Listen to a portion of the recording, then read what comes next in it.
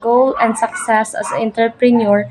In Anjali Agbon report, it is I chose inner drive to succeed. The entrepreneur set massive goals for themselves and stay committed to achieving them regardless of obstacle that get in the way. So in this particular topic, it is stated that if someone have goal or someone have vision to become successful someday, they have to achieve or stay committed of what they want.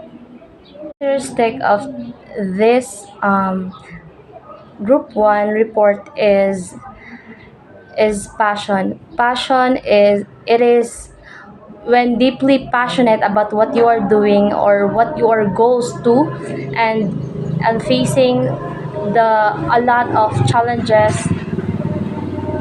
Good day, sir. I am Julian M. Calonia. I am from Best Cream 2 Alpha, and I will explaining about the risk attitude in the startup attitude. It is a person chosen respond to risk which is driven by perception.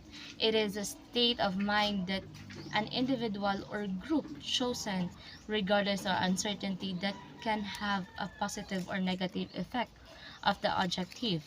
um, it is risk behavior. It is a positive risk that can lead us bold decision making, willingness to try new things, and also resilience in the face of uncertainty this situation. Characteristic of risk attitude. The first is it is a resilience. Resilience, it is a possessive, unwavering bounce back from failure with renewed determination. And also resilient, it is ability to adapt the challenges and recover from the difficult life experiences. So, as we all know that a failure is a key of success. So, um, if ikaw naka-face na ka og failure or naka-face na kag mga like as a criminal student mabagsak gyud kay walay gibuhat, walay mga if na activity dili buhaton, so it leads to failure.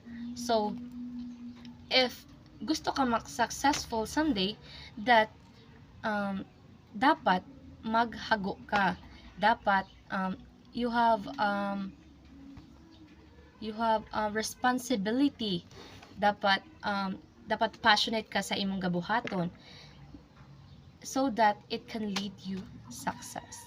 Thank you. Is survey. Survey is a method of collecting data from a group or individual to understand their attitude, opinion, and behavior related to risk. So, in this topic, it is stated that um, if once ang entrepreneur mag-conduct og survey para maging productive ilahang product. The characteristic is initiative. Initiative to think proactive, what is needed.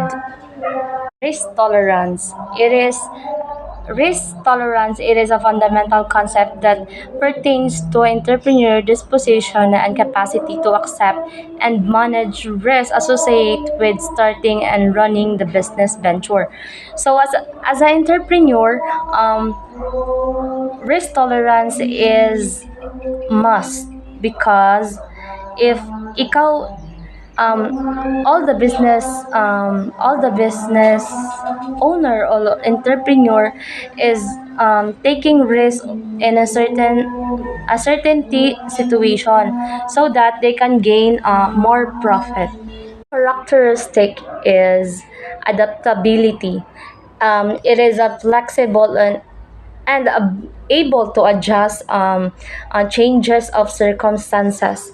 It is where the entrepreneur as a student, it is the way you adapt the tradition what your course is. It is a state of mind that an individual or group chosen regardless of uncertainty that can have a positive or negative effect of the objective. Um, it is risk behavior. It is a positive risk that can lead us bold decision making, willingness to try new things, and also resilience in the face on uncertainty this situation. Characteristics of risk attitude. The first is it is a resilience. Resilience, it is a possessive, unwavering bounce back from failure with renewed determination. It also resilient, it is ability to adapt the challenges and recover from the difficult life experiences. So, as we all know that a failure is a key of success. So, um, if ikaw naka-face na ka og failure or naka-face na kag mga like as a criminal student babagsak yun kay walay gibuhat, walay mga if na activity dili buhaton, so it leads to failure. So if gusto ka successful someday, that um, dapat maghago ka, dapat you have responsibility, dapat passionate ka sa imong gabuhaton so that it can lead you success. Thank you.